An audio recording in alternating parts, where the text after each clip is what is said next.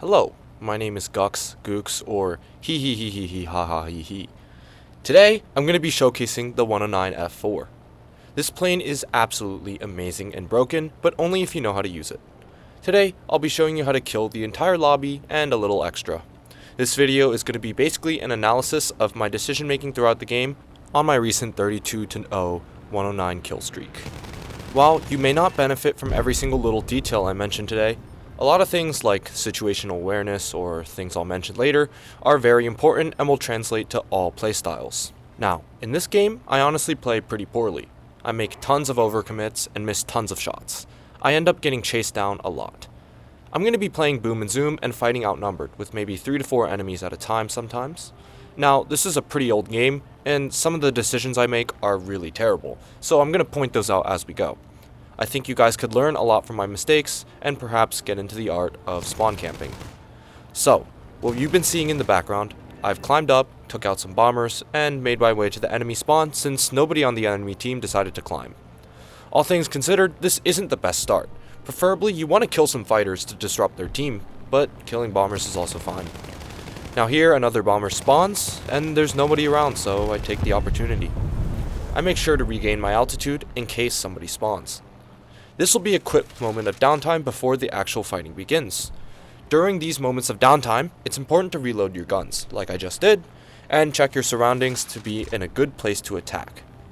Luckily enough, another bomber spawns, who initially does the smart thing, which is diving away. However, he decides to flatten out, which ends up letting me kill him. I have quite the horrible aim here, but I get the job done. In situations where you are being camped, you should dive away. While I'm here, I spot a Yak 9 and I go for him. Unfortunately, my aim is really bad, but I kill him after a bit of a struggle. I saw some tracers come from behind me, so I make sure to look behind where I see 3 people. The P-47 is shooting, so I tap my rudder keys a little bit just to dodge. I just dove from quite a high altitude, so I know I have the energy advantage. After the head-on, I now bait them upwards into an energy trap.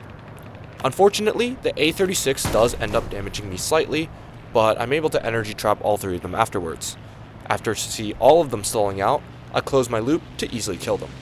However, they all stalled out at different times, so I was only able to get the A-36 while the others got away. Now I see more people behind me, so I begin to climb away again. I want to separate the people actually chasing me from the people who are just spawning in and don't know I'm here. This makes it so I only have to fight a 1v2 with not like a 5v1 with more spawning in. I got a Yak and a 109 on me, so I turn around and take a quick shot in the head-on. Since I barely got my nose around in time, it's important to play these head-ons safe and just dodge early. Here we have another energy spiral, and the Yak just pulled straight up, making him an easy target. I keep looping around and see the 109 diving away. I manage to snipe him here, and once again, I regain my altitude and reassess the situation. What I just showcased was the energy spiral. Energy spiraling is the most important maneuver you will learn when you are playing for altitude and energy. It allows you to win outnumbered dogfights and even allows worse planes to outturn superior ones. Now, I got 3 people below me. In these lines of enemies, I like to kill the person in the back. This lets me maintain the element of surprise on the people in front and avoids me being shot from behind. However, you need to make sure not to overcommit, as more people can always spawn in behind you. Here I make an overcommit to this Yak, and I miss every shot. Not my proudest moment. However, it's important to learn how to recover from these situations as well. I reload my guns and see a VB-10 behind me. I just dove, so I should have the energy advantage. I go into a climb, hopefully extending away from him. Now, I still have to remember to do a bit of dodging in case he's using stealth, which he probably is since I haven't seen any tracers from him and I just got hit. I'm starting to get shot by the airfield AA, and he's still in firing range, so I begin dodging a little more heavily. Now, throughout this whole time, he's remained at around 0.6 kilometers away from me, so I haven't really extended away from him at all. However, I've extended away from the rest of their team, isolating him in a 1v1. The VB-10 is not going to turn as well as me, so I turn around to force a dogfight, hopefully ending it before the rest of his team shows up. But he dives away, and I look at this LA-5. I'm going to take a head-on, and I get a crit. Since he's not dead, I'm going to just play it safe and energy spiral him.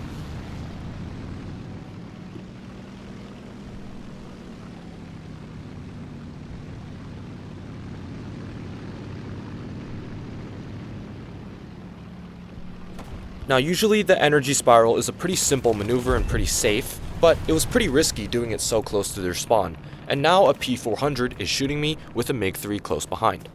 I'm going to wait a bit for some separation, and I'm going to turn in. In these scenarios, I'm still going to be turning while he still has his guns on me, so I need to play these head-ons extremely safe. I only take a momentary burst at each, and unfortunately I don't kill either of them. The P400 dives away, but this MiG-3 stalls himself out, and I get a free kill. He's severed, so once again I check my surroundings, and I see that I'm alone, and I actually go back to kill the MiG-3, even though I severed him already. If I didn't do this, he probably would have flown around for another minute or more. Killing him puts him back into the respawn page immediately, allowing me to get more kills from him respawning again. Once again, I reload my guns and reposition myself. This time, an LA5 pitches up, and I take the head-on. He's alone, so I feel comfortable diving for him a little bit. I don't manage to kill him, but I don't turn for him since there's more people in a close proximity to me, and I know he can't catch me. After making sure he couldn't catch me, I go head-on with the SB2C, I set him on fire, and I leave him be. I look around and go for the LA5 that had been chasing me. At this point, he's low on energy and should be a free kill.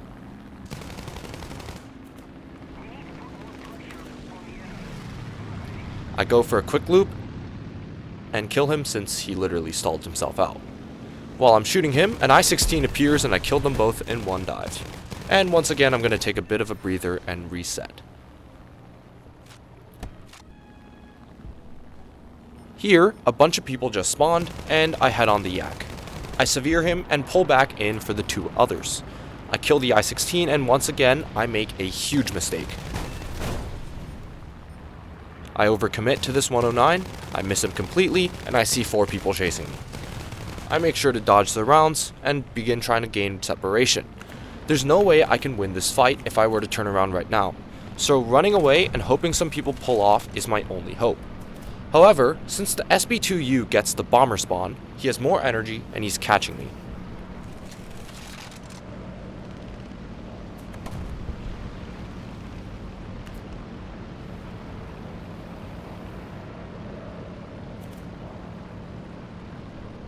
Here, I make a risky play. I turn in front of 3 people, who all have their guns on me, and head on the 185. I really need him dead, so I spray the head on. However, I miss, and now I have 4 people chasing me. The Yak is too close, so I turn around to make him miss. I begin spiraling, and making sure to watch for the BF-110 that's sitting above me. I notice that some of the people originally chasing me have pulled off, and now I'm able to take this dogfight, since there's only 2 left. The 185 stalls himself out, and I switch to the Yak. Here, I make sure I'm to be going a little bit below him before pulling in, which lets me trap him above me. This way, if he tries to dive away, he's going to fly directly in front of me. Now, I'm not in a good spot anymore, and I'm at co-out with the enemy team. I'm in danger from the new spawns. However, I'm going to fly in one direction, and I should be fast enough to get out of range before anybody is turned around. This allows me to head on their spawn, and after taking care of the A-36, I turn away from the enemy spawn and notice that nobody's really chasing me, so I decide to reload and start to reset my position again. I'm going to go skip over this part of the match since it's pretty self-explanatory. I take a few head-ons, kill some bombers, and the rest of the game is basically me playing safe, and just taking free kills, since this was close to my personal best, and I wanted 30 kills. If you want to see the unedited footage, I have a link in the description. This part of the game really showcases why camping is so reliant on the opposing team making mistakes, which in this case is just pitching straight up for you. At this point, I have around 3 to 4 people that I've killed a lot already, so they're going to be extremely angry and basically pitch up for me almost immediately after spawning. This is amazing for me, as it allows me to get some free kills for minimal effort. However, there's another pretty big issue that I didn't notice at first: my fuel. This was the first game that I'd had where the game actually lasted for more than 20 minutes, and since I only brought 19 minutes of fuel, I began running out. For the rest of the match, I just ran around trying to get some kills, and I managed to get one more kill using the last bit of fuel I had. And this match continued for another 3 minutes after I crashed, so I could have gotten even more kills if I just brought more fuel. So, to end this video off, the moral of the story is to bring 25 minutes of fuel. Thank you everybody for watching, subscribe if you enjoyed, and see you all next time.